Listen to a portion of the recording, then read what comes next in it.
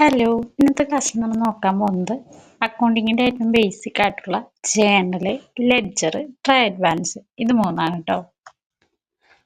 ആദ്യം തന്നെ നമുക്ക് എന്താണ് ജേണൽ നോക്കാം. ബിസിനസ്സിൽ ഒരു ട്രാൻസാക്ഷൻ നടന്നു കഴിഞ്ഞാൽ അത് ആദ്യമായിട്ട് റെക്കോർഡ് ചെയ്യുന്ന ഒരു ബുക്കാണ് ജേണൽ. ജേണൽ നമുക്ക് അങ്ങനെ തോന്നിയ പോലെ റെക്കോർഡ് ചെയ്യാൻ പറ്റില്ല. അതായത് ഇപ്പോൾ ആദ്യം സെയില്, പിന്നെ പർച്ചേസ്, അല്ലെങ്കിൽ ആദ്യത്തെ ദിവസം 1-ാം തീയതി റെക്കോർഡ് ചെയ്തു, പിന്നെ 31-ാം തീയതി റെക്കോർഡ് ചെയ്തു. അങ്ങനെയല്ല, ഒരു ക്രോണോളജിക്കൽ ഓർഡർ എന്ന് പറഞ്ഞു കഴിഞ്ഞാൽ ഡേ ടു ഡേ വൈസ് ആയിട്ടാണ് റെക്കോർഡ് ചെയ്യുന്നത്. അതായത് ആദ്യം 1-ാം തീയതി, പിന്നെ 2-ാം തീയതി, അങ്ങനെ ഒരു ഡേ ബേസിലാണ് ജേണലിൽ ട്രാൻസാക്ഷൻസ് റെക്കോർഡ് ചെയ്യുന്നത്. ഇനി ജേണലിൻ്റെ മറ്റ് പേരുകൾ: original entry, day book, first entry, prime entry, subsidiary entry. Original എൻട്രിയും സബ്സിഡിയറി എൻട്രിയാണ് നമ്മൾ മറന്നു പോവുക. കാരണം ഡേ ബുക്ക് നമ്മൾ ഡേ ബേസിലാണെന്നുള്ളത് കൊണ്ട് നമ്മൾ ഓർത്ത് വയ്ക്കും. അതുപോലെ തന്നെ ഫസ്റ്റ് എൻട്രിയും പ്രൈം എൻട്രിയും ആദ്യമായിട്ട് ട്രാൻസാക്ഷൻസ് റെക്കോർഡ് ചെയ്യുന്നത് ജേണലിലാണെന്നുള്ളത് കൊണ്ട് നമ്മൾ അത് ഓർത്ത് വയ്ക്കും. ഈ ഭാഗത്തുനിന്ന് ഈ ജേണൽസിൻ്റെ മറ്റ് പേരുകൾ PSC ആവർത്തിച്ച് ചോദിച്ചിട്ടുള്ളതാണ്. അതുകൊണ്ട് അതൊന്ന് നോക്കി വയ്ക്കണേ. ഇനി നമ്മൾ ട്രാൻസാക്ഷൻ നടന്നു, അത് നമ്മൾ ജേണലിലേക്ക് റെക്കോർഡ് ചെയ്തു. ആ ഒരു പ്രോസസ്സിനെ, ജേണലിലേക്ക് റെക്കോർഡ് ചെയ്യുന്ന പ്രോസസ്സിനെയാണ് ജേണലൈസിങ് എന്ന് പറയുന്നത്. ഇനി ജേണലിലുള്ള ഓരോ ട്രാൻസാക്ഷനെയും ജേണൽ എൻട്രീസ് എന്നാണ് പറയുക. ഇനി നമുക്ക് ജേണലിൻ്റെ ഫോർമാറ്റ് നോക്കാം. ജേണലിൽ 5 കോളമാണുള്ളത്: date, particulars, LF, debit, credit. ഇപ്പോൾ ജേണലിൻ്റെ ഒരു ഫോർമാറ്റ് നോക്കുമ്പോൾ നമുക്ക് പ്രധാനമായിട്ട് അറിഞ്ഞിരിക്കേണ്ട 2 ടേംസ് ആണ് നരേഷനും ലെഡ്ജർ ഫോളിയോ. ലെഡ്ജർ ഫോളിയോ എന്ന് വെച്ച് കഴിഞ്ഞാൽ LF, അതായത് ഈ ജേണൽ ഏത് ലെഡ്ജറിൻ്റെ പേജിലാണ് റെക്കോർഡ് ചെയ്തിരിക്കുന്നത് എന്നുള്ളത്. ഇനി നരേഷൻ എന്ന് പറഞ്ഞു കഴിഞ്ഞാൽ ഇവിടെ കൊടുത്തിട്ടുണ്ട് എ കമൻസ്ഡ് ബിസിനസ് വിത്ത് ക്യാഷിന്. അതായത് ഒരു എൻട്രീസിൻ്റെ ഒരു നാരോ ആയിട്ടുള്ള ഒരു ഡെഫിനിഷൻ അല്ലെങ്കിൽ ഒരു എക്സ്പ്ലനേഷനാണ്. അടുത്തത് നമുക്ക് കുറച്ച് ജേണൽ എൻട്രീസ് നോക്കാം. ജേണൽ എൻട്രീസ് ചെയ്യുമ്പോൾ നമുക്ക് ഏറ്റവും കൂടുതൽ ഡൗട്ട് വരുന്നതാണ് ഏതാണ് ഡെബിറ്റ് ചെയ്യേണ്ടത്, ഏതാണ് ക്രെഡിറ്റ് ചെയ്യേണ്ടത്. അതിനൊരു ബേസിക് റൂളുണ്ട്, modern rule of accounting equation എന്ന് പറയുന്നത്. അതായത് അസറ്റും എക്സ്പെൻസും എപ്പോഴും ഡെബിറ്റ് ബാലൻസ് ആയിരിക്കും. അതായത് അസറ്റോ എക്സ്പെൻസോ കൂടുമ്പോൾ ഡെബിറ്റ് ചെയ്യണം, അസറ്റോ എക്സ്പെൻസോ കുറയുകയാണെങ്കിൽ ക്രെഡിറ്റ് ചെയ്യണം. ഇനി ലയബിലിറ്റീസോ ഇൻകംസോ ക്യാപിറ്റലോ വരാണെങ്കിൽ അത് കൂടുകയാണെങ്കിൽ ക്രെഡിറ്റ് ചെയ്യണം, കുറയുകയാണെങ്കിൽ ഡെബിറ്റ് ചെയ്യണം. ലയബിലിറ്റി, ഇൻകം, ക്യാപിറ്റൽ നമ്മൾ LIC എന്നുള്ളൊരു ഫോമിൽ ഓർത്ത് വെച്ചാൽ. ഇനി നമുക്ക് ഈ റൂളിൻ്റെ ബേസിൽ എങ്ങനെയാണ് ജേണൽ എൻട്രീസ് പ്രിപ്പയർ ചെയ്യുന്നതെന്ന് നോക്കാം. ഇവിടെ 3 ട്രാൻസാക്ഷൻസ് ആണ് തന്നിരിക്കുന്നത്. അതിൻ്റെ ജേണൽ എൻട്രീസ് നമുക്ക് നോക്കാം. ആദ്യത്തേന് 20,000 രൂപ പെയ്ഡ് ആസ് എ സാലറി ആയിട്ട് 20,000 രൂപ പേ ചെയ്തു. നമുക്കറിയാം സാലറി എന്ന് പറയുന്നത് ഒരു എക്സ്പെൻസ് ആണ്. സാലറി പേ ചെയ്യുക ക്യാഷിൻ്റെ ഫോമിലായിരിക്കും. അപ്പം സാലറി എന്ന് പറയുന്ന എക്സ്പെൻസ് കൂടുമ്പോൾ എക്സ്പെൻസും അസറ്റും കൂടുമ്പോൾ ഡെബിറ്റ് ചെയ്യണം. അതായത് സാലറി ഡെബിറ്റ് ചെയ്യണം. പിന്നെ ക്യാഷിൻ്റെ ഫോമിലാണ് സാലറി കൊടുക്കുക. അപ്പം ക്യാഷ് എന്ന് പറയുന്നത് കുറയാണ് ചെയ്യുന്നത് സാലറി കൊടുക്കുമ്പോൾ. അപ്പം അസറ്റ് കുറയുമ്പോൾ ക്രെഡിറ്റ് ചെയ്തു. അപ്പം നമ്മുടെ ആദ്യത്തെ journal entry salary account debited to cash. രണ്ടാമത്തേന് ബ്രോട്ട് ഫർണിച്ചർ ₹5,000. 5,000 രൂപ ക്യാഷ് കൊടുത്ത് ഫർണിച്ചർ വാങ്ങി. അപ്പോൾ ഫർണിച്ചർ എന്ന് പറയുന്നത് അസറ്റാണ്. അസറ്റ് കൂടുമ്പോഴും എക്സ്പെൻസ് കൂടുമ്പോഴും ഡെബിറ്റ് ചെയ്യണം. അതായത് ഫർണിച്ചർ ഡെബിറ്റ് ചെയ്തു. പിന്നെ ക്യാഷ് ഇവിടെ കുറയാണ് ചെയ്യുന്നത്. ക്യാഷ് കൊടുക്കുമ്പോൾ ക്യാഷ് കുറയല്ലേ, ക്യാഷ് കുറയാണ്, അതുകൊണ്ട് ക്യാഷ് ക്രെഡിറ്റ് ചെയ്തു. അപ്പോൾ furniture account debited to cash. ഇനി മൂന്നാമത്തേന് earn ₹10,000 by sale of goods sale ചെയ്തപ്പോൾ 10,000 രൂപ കിട്ടി. അപ്പം ക്യാഷ് നമ്മളിലേക്ക് വരാണ്. അതായത് അസറ്റ് കൂടി. അസറ്റ് കൂടുമ്പോൾ ക്യാഷ് ഡെബിറ്റ് ചെയ്തു. പിന്നെ നമുക്ക് എങ്ങനെയാണ് ക്യാഷിൻ്റെ ഗുഡ്സ് എന്ന് പറഞ്ഞിട്ട് നമ്മൾ റെക്കോർഡ് ചെയ്യില്ല. അപ്പം സെയിൽ എന്ന് പറഞ്ഞ് റെക്കോർഡ് ചെയ്തു. സെയിലിൽ cash account debited to sales. നമുക്ക് ജേണൽ എഴുതി നോക്കിക്കഴിഞ്ഞാലാണ് എത്രത്തോളം നമുക്ക് മനസ്സിലായി എന്ന് അറിയാൻ പറ്റുള്ളൂ. അതുകൊണ്ട് ഇവിടെ ഒരു 4 ട്രാൻസാക്ഷൻസ് ഞാൻ എഴുതിയിട്ടുണ്ട്. അപ്പം അതിൻ്റെ ജേണൽ എൻട്രീസ് ഒന്ന് കമൻറ്റ് ബോക്സിൽ കമൻറ്റ് ചെയ്യണേ. അതുപോലെ തന്നെ നമ്മുടെ ക്ലാസ്സിൻ്റെ നോട്ട്സും കാര്യങ്ങളൊക്കെ ഇടാൻ വേണ്ടിയിട്ട് ഒരു ടെലഗ്രാം ഗ്രൂപ്പ് സ്റ്റാർട്ട് ചെയ്താലോ എന്ന് ആലോചിക്കുന്നുണ്ട്. അപ്പം അതിനെക്കുറിച്ചുള്ള നിങ്ങളുടെ അഭിപ്രായം ജസ്റ്റ് ഒന്ന് കമൻറ്റ് ചെയ്യണേ. നമ്മൾ 1-ാമത്തെ ക്ലാസ്സിൽ ഇൻട്രൊഡക്ഷൻ ടു അക്കൗണ്ടിങ് നമ്മൾ പറഞ്ഞിട്ടുണ്ടായിരുന്നു. അക്കൗണ്ടിങ് എന്ന് പറയുന്നത് എവിഡൻസ് ബേസ്ഡ് ആണ്.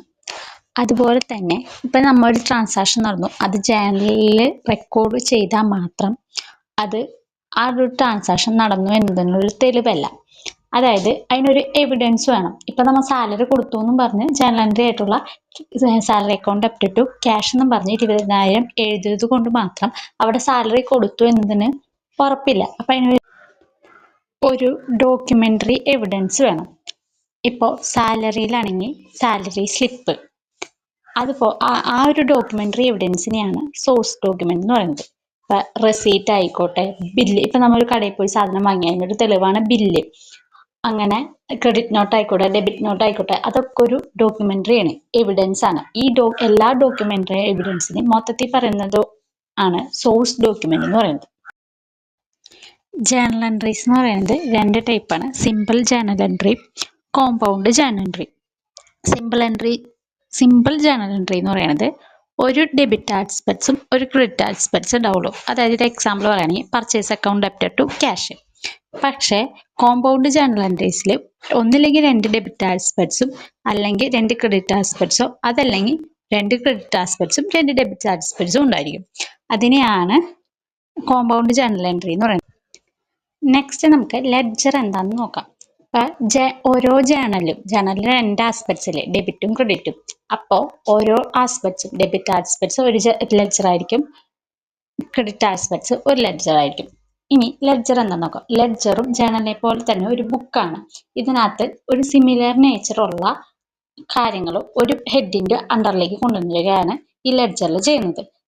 നമ്മൾ നേരത്തെ ജേണൽ എൻട്രീസിന് മറ്റ് പേരുകൾ പറഞ്ഞു. അതുപോലെ തന്നെ ലെഡ്ജറിന്റെ മറ്റ് പേരുകളാണ് chief book of account, secondary entry, principal book, king book. ഇത് വീണ്ടും വീണ്ടും PSC ചോദിച്ചിട്ടുള്ളതാണ്. അങ്ങോട്ടും ഇങ്ങോട്ടും മാറാണ്ട് ക്ലിയർ ആയിട്ട് പഠിക്കാം കേട്ടോ. നമ്മ പറഞ്ഞു ലെഡ്ജർ എന്ന് പറയുന്നത് ഒരു ബുക്കാണ്. അപ്പോൾ ബുക്കിന് ഒരുപാട് പേജസ് ഉണ്ടാവും. അതുപോലെ തന്നെ ലെഡ്ജറിന് purchase ledger, sales ledger, cash ledger എന്ന് പറഞ്ഞിട്ട് ഒരുപാട് പേജസ് ഉണ്ട്. ഈ ഓരോ പേജിനും പറയുന്നത് അക്കൗണ്ട്. ഇനി it show net effect. Net effect എന്ന് പറഞ്ഞാൽ ബാലൻസ് ചെയ്യുക. ഇത് നമ്മൾ ടാലി ചെയ്യുമ്പോൾ ഡെബിറ്റ് ആണോ ക്രെഡിറ്റ് ആണോ കൂടുതലെന്ന് നോക്കിയിട്ട് ആ കുറവുള്ളിടത്ത് ബാലൻസ് എന്ന് പറഞ്ഞ് നമ്മൾ എഴുതില്ലേ, ആ ഒരു പ്രോസസ്സിനെയാണ് നെറ്റ് എഫക്ട് എന്ന് പറയുന്നത്. ഈ ബാലൻസ് വരുന്നതാണ് നമ്മൾ ട്രയൽ ബാലൻസിലേക്ക് മാറ്റാട്ടോ. ഇനി നമ്മൾ നേരത്തെ പറഞ്ഞു ജേണലിലേക്ക് പോസ്റ്റ് ചെയ്യുന്ന ഒരു പ്രോസസ്സിനെയാണ് ജേണലൈസിംഗ് എന്ന് പറയുന്നത്. അതുപോലെ ലെഡ്ജറിലേക്ക് ട്രാൻസാക്ഷൻസ് റെക്കോർഡ് ചെയ്യുന്ന ആ പ്രോസസ്സിനെ പറയുന്നതാണ് പോസ്റ്റിംഗ്. നമ്മൾ ജേണലിന്റെ ഫോർമാറ്റ് നോക്കിയപ്പോൾ പഠിച്ചിരുന്നു LF എന്ന് എഴുതുന്നു. അതുപോലെ തന്നെ ലെഡ്ജറിൽ എഴുതുന്നതാണ് JF എന്ന്. അതായത് ഈ ലെഡ്ജറിലുള്ള ട്രാൻസാക്ഷൻ ജേണലിന്റെ പേജ് നമ്പറിലാണ് റെക്കോർഡ് ചെയ്തിരിക്കുന്നത്. ഇനി ലെഡ്ജറിനെ 2ആയിട്ട് ക്ലാസിഫൈ ചെയ്തിട്ടുണ്ട്: പേഴ്സണൽ ലെഡ്ജറും ഇൻപേഴ്സണൽ ലെഡ്ജറും. ഇത് ജസ്റ്റ് നെയിം മാത്രം മനസ്സിലാക്കി വെച്ചാൽ മതി കേട്ടോ. ഇനി നമുക്ക് നേരത്തെ റെക്കോർഡ് ചെയ്തിരിക്കുന്ന 3 ജേണൽ എൻട്രീസിൽ അതിൻ്റെ ബേസിൽ എങ്ങനെയാണ് ലെഡ്ജർ അക്കൗണ്ട് പ്രിപ്പയർ ചെയ്യാമെന്ന് നോക്കാം. ഓരോ ജേണൽ എൻട്രീസിനും 2 ലെഡ്ജറിലേക്ക് റെക്കോർഡ് ചെയ്യും. ഇവിടെ കോമൺ ആയിട്ട് വന്നിരിക്കുന്ന ക്യാഷ് ആണ് മുന്നിലും. അതുകൊണ്ട് ക്യാഷ് ലെഡ്ജർ മാത്രമേ ഞാൻ പ്രിപ്പയർ ചെയ്യണുള്ളൂ. ലെഡ്ജറിന്റെ ഒരു ഫോർമാറ്റ് എന്ന് പറയുന്നത് ഡേറ്റ്, പർട്ടിക്കുലേഴ്സ്, JF, എമൗണ്ട്, അങ്ങനെ ഡെബിറ്റ് സൈഡിലും ക്രെഡിറ്റ് സൈഡിലും. ലെഡ്ജർ പ്രിപ്പയർ ചെയ്യുമ്പോൾ ഏത് ലെഡ്ജറാണോ പ്രിപ്പയർ ചെയ്യുന്നത് ആ ലെഡ്ജറിന്റെ പേര് നമ്മുടെ പെർഫോമിൽ എഴുതില്ല. അതായത് ഇപ്പോൾ ഇവിടെ ക്യാഷ് ലെഡ്ജർ എഴുതണേ, അപ്പോൾ ക്യാഷ് എന്ന് പറഞ്ഞിട്ട് അതിൻ്റെ ഉള്ളിൽ എഴുതി വെക്കില്ല, ഹെഡിങ്ങിന് മാത്രമേ എഴുതുള്ളൂ. അപ്പോൾ ഒന്നാമത്തേന് salary account up to cash. അപ്പോൾ നമ്മുടെ ഇവിടെ ക്രെഡിറ്റ് ആസ്പെക്ട്സിലാണ് ക്യാഷ് വന്നിരിക്കുന്നത്. അപ്പോൾ ലെഡ്ജറിന്റെ ക്രെഡിറ്റ് സൈഡിൽ സാലറി എന്നും പറഞ്ഞ് റെക്കോർഡ് ചെയ്യും. മനസ്സിലായോ? രണ്ടാമത്തെ ട്രാൻസാക്ഷൻ്റെ ജേണൽ എൻട്രിന് furniture account up to cash. അപ്പോൾ ക്യാഷ് ലെഡ്ജറിന്റെ ക്രെഡിറ്റ് സൈഡിൽ ഫർണിച്ചർ എന്നും പറഞ്ഞ് 5000 രൂപ റെക്കോർഡ് ചെയ്യും. മൂന്നാമത്തെ ട്രാൻസാക്ഷൻ്റെ ജേണൽ എൻട്രിന് cash account up to sale. അപ്പോൾ ക്യാഷിന് ഡെബിറ്റ് ബാലൻസ് ആണ്. സോ ലെഡ്ജറിൽ സെയിൽസ് എന്നും പറഞ്ഞ് ഡെബിറ്റ് സൈഡിൽ കാണിക്കും. ഇവിടെ ഇനി ടാലി ചെയ്യാണ് ബാലൻസിങ് ഫിഗർ ഡെബിറ്റ് സൈഡിൽ 15000 രൂപയാണ്. ഈ ബാലൻസിങ് ഫിഗർ നമ്മൾ നെക്സ്റ്റ് ഡേയിലേക്ക് ഫോർവേഡ് ചെയ്യും. അതുപോലെ തന്നെ ഈ ബാലൻസ് ആണ് നമ്മൾ ട്രയൽ ബാലൻസിൽ കാണിക്കുക. അടുത്തതാണ് ട്രയൽ ബാലൻസ്. ഞാൻ പറഞ്ഞു ലെഡ്ജറിലെ ബാലൻസിങ് ഫിഗർ ട്രയൽ ബാലൻസിലേക്കാണ് ഫോർവേഡ് ചെയ്യുക. ട്രയൽ ബാലൻസ് എന്ന് പറയുന്നത് ഒരു സ്റ്റേറ്റ്മെന്റ് ആണ്. ഇത് എന്തിനു വേണ്ടിയിട്ട് പ്രിപ്പയർ ചെയ്യുന്നത് വെച്ച് കഴിഞ്ഞാൽ നമ്മൾ ഇതുവരെ ചെയ്ത കാര്യങ്ങളൊക്കെ ശരിയാണോ എന്ന് നോക്കാൻ വേണ്ടിയിട്ടാണ്. ഇനി നമുക്ക് ഇതിന്റെ ഡീറ്റെയിൽ എക്സ്പ്ലനേഷൻ നോക്കാം. ട്രയൽ ബാലൻസ് പ്രിപ്പയർ ചെയ്യുന്നത് arithmetic accuracy of book of account. അതായത് ഇതുവരെ പ്രിപ്പയർ ചെയ്യുന്ന അക്കൗണ്ട്സിന്റെ അർത്തമെറ്റിക് ആക്യുറസി ചെക്ക് ചെയ്യാൻ വേണ്ടിയിട്ടാണ് ട്രയൽ ബാലൻസ് പ്രിപ്പയർ ചെയ്യുന്നത്. ട്രയൽ ബാലൻസ് നമുക്ക് വേണമെങ്കിൽ സ്പെസിഫിക് ഡേറ്റിലോ മന്ത്ലിയോ ഇയർലിയോ എപ്പോൾ വേണമെങ്കിലും പ്രിപ്പയർ ചെയ്യാം. ഇതിന്റെ ഡെബിറ്റ് ആസ്പെക്ട്സും ക്രെഡിറ്റ് ആസ്പെക്ട്സും ഈക്വൽ ആയിരിക്കും. അത് ഈക്വൽ ആയില്ലെങ്കിൽ ആ ബാലൻസ് വരുന്നത് സസ്പെൻസ് അക്കൗണ്ടിലേക്ക് ട്രാൻസ്ഫർ ചെയ്യും. പിന്നെ നമ്മ പറഞ്ഞു ലെഡ്ജേഴ്സിന്റെ ബാലൻസിങ് ഫിഗർ ആണ് ട്രയൽ ബാലൻസിലേക്ക് ട്രാൻസ്ഫർ ചെയ്യാന്ന്. അതുകൊണ്ട് തന്നെ ലെഡ്ജേഴ്സിന്റെ ഒരു സമ്മറി ആയിട്ടാണ് ട്രയൽ ബാലൻസിനെ കണക്കാക്കുന്നത്. പിന്നെ ട്രയൽ ബാലൻസിൽ ജനറലി ഓപ്പണിംഗ് സ്റ്റോക്ക് മാത്രമാണ് ഷോ ചെയ്യുക. ക്ലോസിംഗ് സ്റ്റോക്ക് അഡ്ജസ്റ്റ്മെന്റിലായിരിക്കും കാണിക്കുക. ട്രയൽ ബാലൻസിൽ ഇപ്പോൾ ക്യാപിറ്റൽ തന്നിട്ടില്ലെങ്കിൽ ബാക്കി എല്ലാ ഐറ്റംസും തന്നിട്ടുണ്ടെങ്കിൽ ടോട്ടൽ ഡെബിറ്റും ക്രെഡിറ്റും ട്രയൽ ബാലൻസിൽ എടുക്കുക. അതിന്റെ ഡിഫറൻസ് ആയിരിക്കും ക്യാപിറ്റലായിട്ട് കൺസിഡർ ചെയ്യുക. പിന്നെ ട്രയൽ ബാലൻസിന്റെ അസറ്റ് സൈഡിലെ എക്സ്പെൻസും അതുപോലെ തന്നെ അസറ്റും കാണിക്കും. ക്രെഡിറ്റ് സൈഡിൽ ലൈബിലിറ്റീസും ഇൻകം ക്യാപിറ്റലും കാണിക്കും.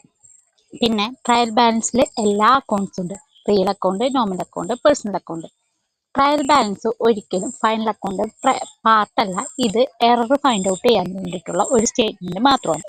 ട്രയൽ ബാലൻസ് എററും ഫൈൻഡ് ഔട്ട് ചെയ്യാനും അർത്തമെറ്റിക് ആക്യുറസി ചെക്ക് ചെയ്യാനായിട്ടാണെങ്കിലും ചില എറേഴ്സ് ട്രയൽ ബാലൻസിനെ അഫക്റ്റ് ചെയ്യും.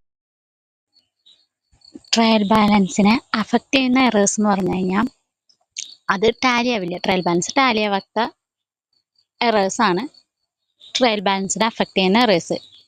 ട്രയൽ ബാലൻസിനെ അഫക്റ്റ് ചെയ്യാത്ത എറേഴ്സ് എന്ന് പറഞ്ഞു കഴിഞ്ഞാൽ അത് ട്രയൽ ബാലൻസ് ടാലി ആവും, പക്ഷെ എറർ ഉണ്ടാവും.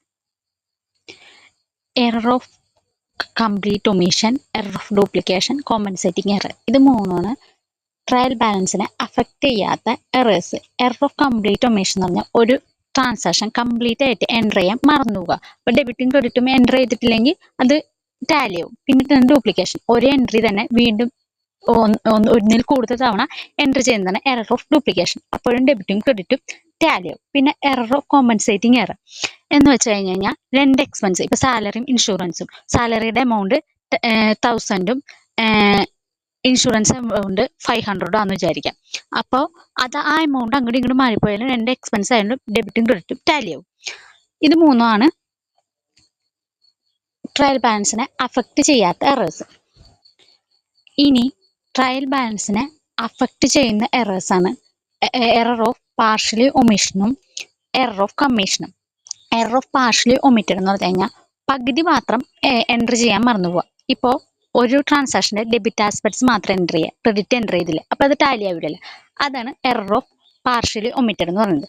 രണ്ടാമത്തേന് എറർ ഓഫ് കമ്മീഷൻ. അതായത് ഇപ്പോൾ 1,00,000 രൂപയുടെ സാധനം നമ്മൾ 10 ലക്ഷം എന്ന് പറഞ്ഞ് എഴുതി, അങ്ങനെയുള്ള ഇപ്പോൾ ഒരു പൂജയ്ക്ക് വിട്ടുപോയില്ലേ, അതാണ് എറർ ഓഫ് കമ്മീഷൻ എന്ന് പറയുന്നത്. ഇത് രണ്ടും ട്രയൽ ബാലൻസിനെ അഫക്റ്റ് ചെയ്യും.